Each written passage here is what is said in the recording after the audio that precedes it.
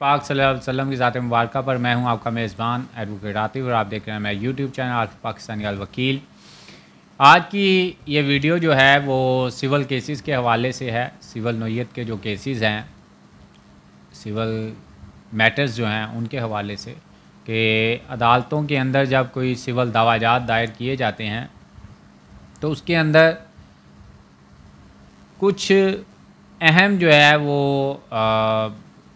Proceedings आती हैं, ये उनकी बाबत है। क्योंकि सिविल दावे में वैसे तो प्रोसीडिंग जो हैं वो बहुत ज़्यादा होती हैं, लेकिन कुछ प्रोसीडिंग्स ऐसी होती हैं जो कि बहुत अहम नोयत की होती हैं। इनमें से एक जो है वो होती है फहरिस्त गवाहान।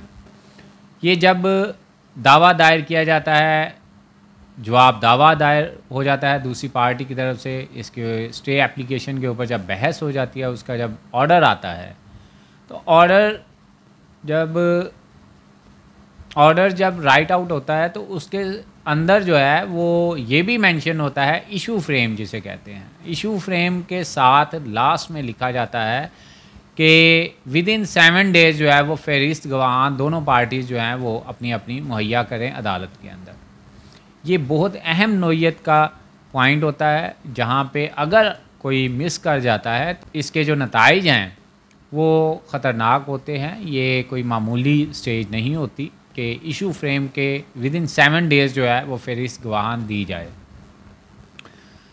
लेकिन वक्त जब गुज़रता गया तो मुख्तलिफ़ तरामीम जो हैं वो कानून में की गई, क्योंकि अब केसेस भी बहुत ज़्यादा होते हैं, ओवर बर्डन होता है कोर्ट्स के ऊपर भी, क्लाइंट्स के ऊपर भी। क्लाइंट्स भी जो है वो आए दिन उनकी डेटें जब आती हैं तो वो मुतलका तारीख़ों पे कई मरतबा नहीं भी पहुंच पाते, और जो अगर पहुंच भी जाए उनको कानून का इतना इल्म नहीं होता। ओवर बर्डन वकला हज़रात पे भी है। डेट्स वाई जो है वो कानून को आसान बनाया गया और कानून की और इंसाफ की फ़राहमी के लिए, इंसाफ की जल्द फ़राहमी के लिए, इंसाफ को मुकम्मल फ़राहम करने के लिए इसमें तरामीम तब्दीलियाँ होती रहती हैं। इस सख्त कानून को कि इशू फ्रेम के अंदर जो है वो 7 दिन के अंदर जो है वो दोनों पार्टीज़ अपनी फहरिस्त गवाहान पेश करें। अब कई मरतबा कई प्लॉजिबल रीज़न्स भी हो जाती हैं, विद इन 7 डेज़ जो है वो क्लाइंट्स का अपने वकला हज़रात के साथ रब्ता नहीं हो पाता, या और भी कोई भी मुनासिब रीज़न हो जाती है जिसकी वजह से 7 दिन के अंदर फहरिस्त गवाहान पेश नहीं की जा रही पाती। तो इससे काफ़ी लोगों के जो है वो राइट्स जो हैं वो उनको नहीं मिल पाए फिर बाद में, और अपने बड़े अहम दावाजात जो हैं या अपना बड़े अहम किस्म के जो उनके हकूक़ हैं उनसे उनको हाथ धोना पड़ा। तो इस वजह से एक सुप्रीम कोर्ट ने जो है इसमें डिसीजन दिया। मुख्तलिफ और भी डिसीजन आ चुके हैं। इसमें 2020 SCMR पेज 2155 है, जिसके तहत ये बयान किया गया है कि अगर फहरिस्त गवाहान जो है वो विद इन 7 डेज़ नहीं दी गई तो केस के किसी भी मरहले पर कोई प्लॉजिबल रीज़न लेकिन होना ज़रूरी है।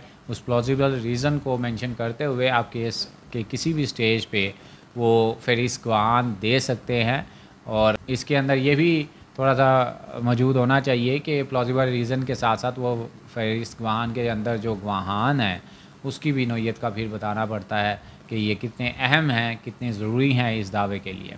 लेकिन बहरहाल बेसिक पर्पज़ इस साइटेशन का, इस वीडियो का यही है कि अगर आप फहरिस्त गवाहान विद इन 7 डेज़ नहीं दे पाए तो फिर भी आप फहरिस्त गवाहान जो है वो दे सकते हैं। इस साइटेशन के तहत मैं रिपीट कर देता हूँ, 2020 SCMR पेज 2155। इसके तहत आप सिविल दवाजात के अंदर फहरिस्त गवाहान किसी भी वक्त फिर पेश कर सकते हैं। ये एक मुख्तसरन सी सादा अल्फाज में वीडियो है। नेक्स्ट किसी लीगल टॉपिक के साथ फिर हाजिर होंगे। अभी तक के लिए इतना ही। अल्लाह हाफिज़।